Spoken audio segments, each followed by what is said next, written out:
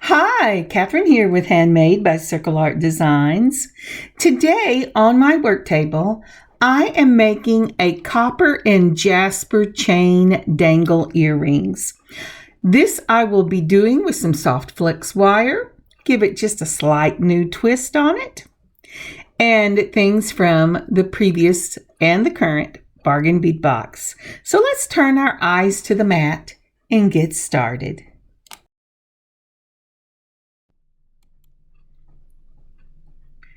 So as I look down at my work table, what is the first thing I see? Simply Grateful mat. I love this Simply Grateful mat.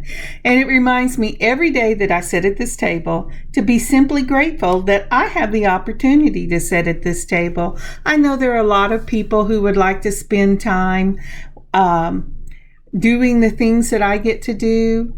And I am truly grateful that the Lord has given me this time to spend with you in things that I love to do. I am truly simply grateful. And you know what else I am grateful for today? We have gotten rain. I really am simply grateful for that. We have needed it so bad here in Texas. We have had 100-degree weather, and we're just watering the dickens out of our yard trying to keep it alive. And it has really perked up because of the gift of rain that the Lord has given us. And over these last few days, I truly am simply grateful. And as I think about that, and this for me, when I'm editing this, is on our Labor Day Monday. And I think of just all the blessings that He has given us, not only in nature and in my family, but living in this country. I am truly grateful. And for this time set apart to spend with you, sharing, being grateful to my Lord. How about you? What are you simply grateful for today? There are so many things to be grateful for. Even whenever you see a butterfly or the Lord blesses you with seeing a ladybug, that is really something to be simply grateful for. So, take a moment, count your blessings, and what are you grateful for? All right, I've put the mat down and I'm trying to find the center of my mat so that my hands have at least a chance that my eyes will look down there and go, oh, this is where you're supposed to be. And it looks like I have found the center, so let's put out our beads. All right, here are the things we're going to need for these earrings. We're going to start out with a 6mm mat. Picture Jasper. You're going to need 4 of these for each earring. Aren't those pretty? I hate it that we're moving out of this and I won't be using the Picture Jasper anymore. 8mm Picture Jasper also. You're going to need 1 for each earring. I have the antique copper fishhook ear wires, and then I have this the next thing we're going to do is these teeny little antique copper crimps, and that is in a 1. Okay, let's see what else I'm going to pull up for you. And then I have these 11/0 copper seed beads. This is in a bright copper, not the antique copper. I would have used antique if I'd had it, but I didn't, and it looks beautiful in the finished product. Then we have the antique copper 3mm spacer balls. We will be using those. And then now we have this steel rolo chain in an antique copper finish. This is from a previous bargain bead box. Last year I got several of these chains and I did not use all of them, so they went into my stash. These are about 1.5 inches in length. I've cut them and they end up being 18 links. Now I have the metallic beading wire in a medium, and this is from Soft Flex, and it is the copper. the beading wire in the copper from Soft Flex. So I'm not going to cut it off yet. I'm going to go ahead and start. I'm going to put on one of my crimps. If I can get it on there. I'm just making sure that crimp will go on there, because you know sometimes if you use the crimps too small, they do not want to go on. So that's what I'm looking for.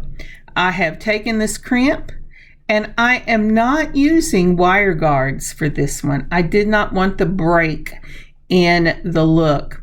So I've put my crimp on. I am putting the wire back through the crimp. I know that's little bitty and it's way down at the end, and it's only sometimes seeing. I told you my eyes have to find out where this new is. All right, and so we've got that. I made sure that the Soft Flex is coming at that beading wire is coming out of the crimp straight. Now it likes to twist when it goes into that crimp, but it really does have to be straight when you're working with this wire. Because I'm going to use this crimping tool, it has a large, see, it jumped again. It has a large half circle at the back, and that's the one we start with. I put the crimp in the crimper, and I mash down. Now, to make sure that you have a good crimp, you want to look at that, and you should, if you can see, you will have a wire coming out of both sides of that M-shaped crimp. Now I'm doing a half turn, putting it in the smaller half circle, and I'm mashing that M for the sides to touch. That completely seals that wire. If you wanted to, you could cut this right up against what you're working on, and I have stopped and cut the wire so I could put the beads on the other side. I'm sorry, and please use wire cutters when you're doing this. Please don't ruin your scissors. I can't tell you how many scissors I ruined in the beginning before I heard some blessed woman say, don't use your scissors. I know it's coated, it's still wire. Okay, so I put a 3mm on right up against that crimp, and I'm going to take my flush cutters, and I'm going to put the straight end, the back of it, right up against the bead. And that's because they're flat, they're not curved there. So I put the back of it right up against, only getting the wire I have bent over, and I cut that right up against that 3mm spacer ball. You can cut it right up against the crimp, but I like to hide just a tail of the wire in a bead. And I'm starting off with these 11/0s, and they will not go through 2 of the beading wires. And so that's why I start out with a 3mm spacer ball. All right, the next thing after we've done that 3mm and cut off our wire is we're going to go ahead and put on one of those 6mm matte finish picture Jasper. I just love that picture Jasper. All right, let's see if I can get this on going here. I am so sorry. All right, now the 6mm picture Jasper.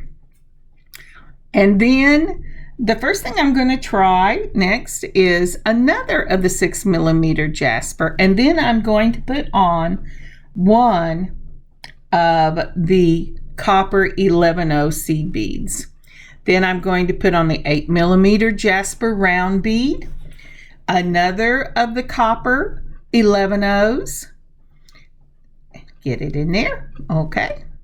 Then a picture Jasper, once I get it all in there. The little seed beads, they can give you a little problem sometimes, but they are so worth it. They add so much to the beauty and the finished look of your piece. So now I've put on 2 of the 6mm picture Jasper, and then I'm going to put on another of the 3mm spacer balls. And let's see if I can't get you a picture before I crimp this. Okay, before we got any further along, I wanted to make sure you understood what I was doing here. Now, if you start at the larger blow-up picture in the center, you will see at the very left side where I've taken the wire, and that's why I wanted to use copper wire so it would match with the chain that I was using. And so the soft flex in that copper, I have put a number 1 crimp, the bead along crimp on it. And then I have run it through the crimp, made a loop, and taken it back through the crimp instead of using a wire guard. Then I crimped it, and we saw how to do that in the video. And then I added to that a 3mm spacer ball, and I used the antique copper. I cut the wire off, the tail off even with the end of the spacer ball, and then I added 2 of that 6mm matte finish picture Jasper. Next, I put on an 11-0 in the bright copper, and this is a Toho, and so I use that. Then I put the 8mm and the picture Jasper in that beautiful finished bead. It has a nice pretty shine to it. Then the 11-0 again seed bead. Then 2 of the 6-0 in the picture Jasper. And then I finished off with the 3mm spacer ball again. And now I'm going to put on one of the number 1 crimps. I'm using the bead along. And then we're going to crimp this other side. All right, let's go back. And before we get back to crimping, would you please take a moment and like and comment on this video? And if you would subscribe to our channel and click the notification button and even share this video with others, that would be awesome. Thank you so much.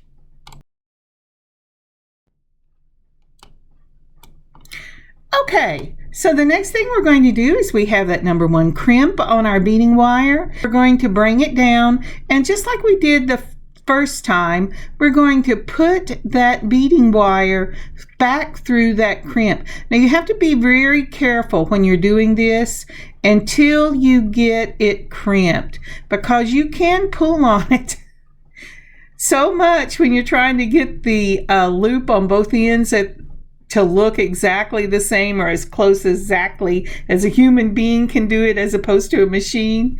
You can yank it right out of the crimp and have to start over. So what I am doing here, because it's always harder for me to get the beading wire on the second side, is I'm going ahead and I'm putting that through the 3mm spacer ball as well. Now then, so here I am taking it and I'm making the hoop the size I want it.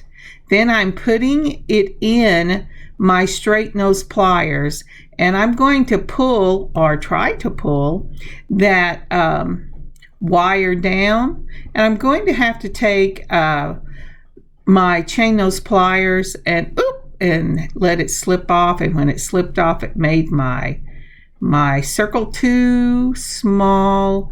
If you remember what I was telling you just a minute ago, it made the circle too small, so I'm having to pull it out so that I can make it start over again to try to make it the same on both sides. And the second side is always just a little fiddly.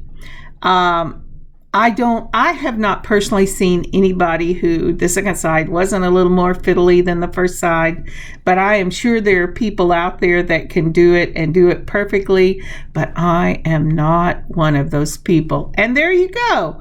That is what it looks like. And you say, well, what are you doing here, Kathryn? Well, remember, this is beading wire, and I have a look that I want these earrings to look like. And so I mash it down because there is wire in it. It's not as bendy as it would be if there was no coating on it, but I love the coating. And so what I had done was I had bent it and held it actually held it a little longer than it looks like on this tape and our video. And so now I'm counting these for you. I counted them whenever I did them, and there are 18 of these rolo links. But if you're using a chain that isn't from one of your previous bargain bead boxes, they actually do have this chain on Beadbox Bargain, their sister store. I looked this morning to make sure. In fact, I ordered some more of it. Anyway, so what I'm doing is I have found the center of this. I'm sorry, it's not 18, it's 19. And I found the center because you want to have one more link where you're going to put your ear wire than you have on each side. Otherwise, it'll sit whopper-gaggle. So you don't want to use even numbers. You want to use odd numbers. And so that's why I put those little pieces there so I'll remember where my odd number is. Now I'm taking my fishhook wires because I love to have my earring facing forward, and I turned the little loop.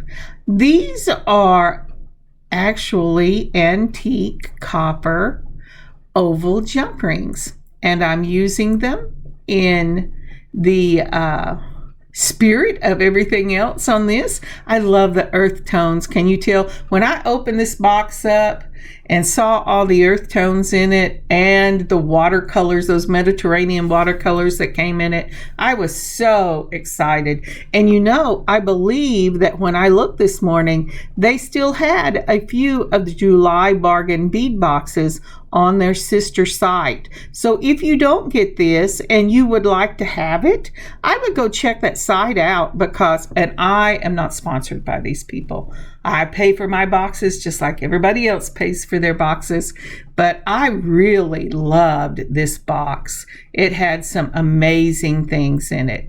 So now for me, I've gone ahead, since I had found the center, I opened up the oval jump ring with a twist of one wrist, and I'll show you that again because now we're going to put on the side. Hold it between two chain nose or a chain nose and a curved nose.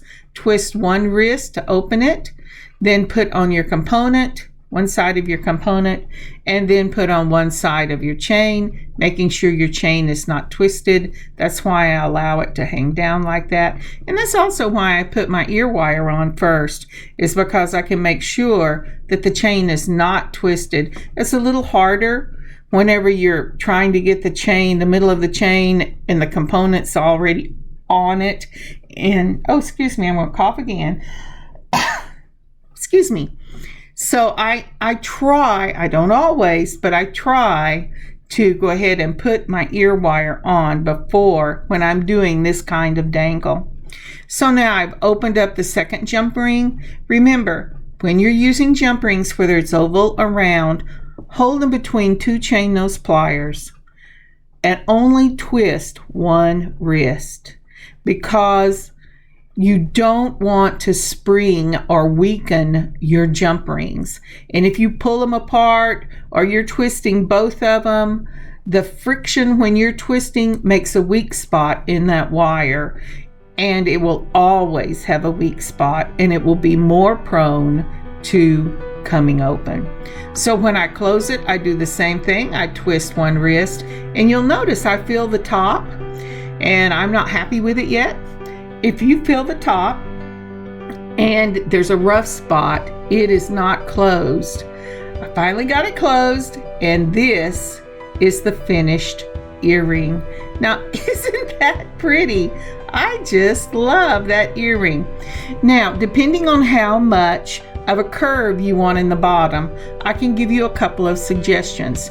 If you want more of a curve, you could take a paper clip and clip it together and make it, and just let it sit like that. Or you could take, if you do beading or if you use clips for sewing, you could clip the ends together and make it like that. But isn't that lovely? I just love these earrings. So let's put it on my heart. Now Now, something else you might want to do is take out just one of the 6 millimeters, and that will give you less of a curve, but it will also be a smaller earring. If you're doing that, adjust your chain to go with the smaller dangle at the bottom, or the smaller piece at the bottom. All right, let's get my hands out of the way. Thank you so much for joining me on this beading adventure today. I really love these, and I will be doing this pattern again later on with other beads and colors because I really love them. I think they're just gorgeous. They're a simple, earthy earring, and you know, they're just perfect for any time. But as someone pointed out when I wore one bracelets I made out of that picture Jasper that I haven't shown you because I didn't put it up in the shop, but I'll show it to you. They said, what a beautiful fall colors. These things are just perfect for fall. And you know, they're right. So the necklaces and bracelets and earrings we have been doing with chain and leather and the different picture Jaspers, they're just perfect for the fall, and fall is here. Thank you again for joining me on this beading adventure today. I hope you've had a lot of fun. I hope you've laughed with me, and I hope that you've learned something. There's so many things to learn, and that you have a wonderful, amazing beading adventure of your own. These little lovelies are up in the shop at circleartdesign.net, and I will see you later in the week. God bless y'all. Kathryn.